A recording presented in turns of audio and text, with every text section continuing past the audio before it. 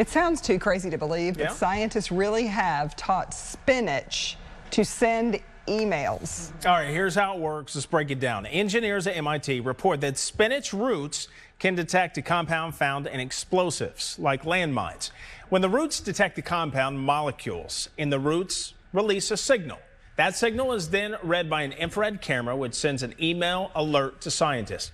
The purpose of the experiment is to detect explosives, but scientists believe it could be used to warn researchers of pollution. The experiment is part of a wider field of research that involves engineering electronic systems into plants. It is also called plant nanobionics. All right, I'm sorry, guys. This is insane.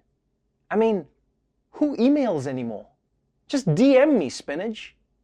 Seriously, Spinach, DM me. But you also know what this means.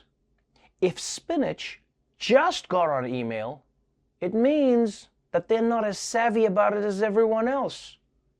So let me be the first to say, greetings, my dearest friend Spinach. I have $1 million in a trust that I sadly cannot access until the first day of March. If you are able to wire me $10,000, I will pay you back 15 times over. Please, Spinach, I need you. And now, we play the waiting game. But congrats, man. Congratulations to the scientists who are working on this breakthrough. And now that they've taught Spinach how to send an email, maybe they can move on to the next scientific frontier, teaching your mom how to use FaceTime. How do I turn the camera? Mom, I gotta go. Just ask the Spinach. Moving on to the coronavirus pandemic. It's the reason sweatpants are now a business expense. Yesterday, Western Australia went into total lockdown after discovering its first coronavirus case in 10 months. You see, Australia is very different from the United States. In the US, water goes down the drain clockwise.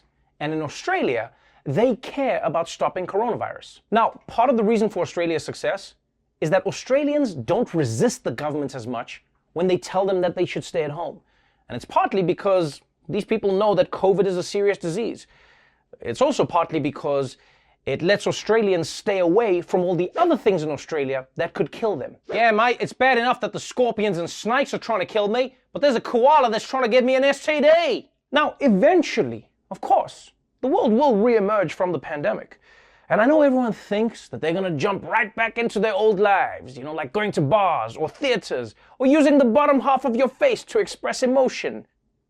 But you might want to prepare for a period of adjustment, because some things apparently take a little time to relearn.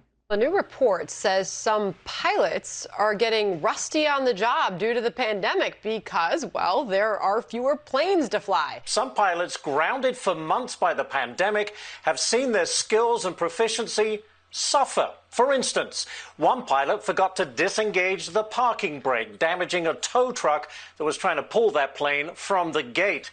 In another case, the pilot, forgot to turn on the anti-icing mechanism.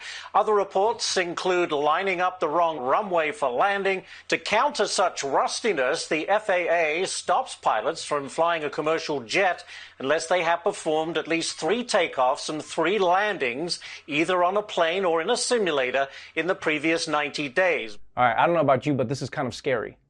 Apparently you never forget how to ride a bike, but you forget how to fly a plane after like 5 days? Oh man, this is gonna change everything. Next time the plane hits turbulence, the pilot's gonna jump on the intercom like, are there any hijackers on board? We need someone who knows how to fly the plane. I repeat, any hijackers, please make yourself known to the cabin crew.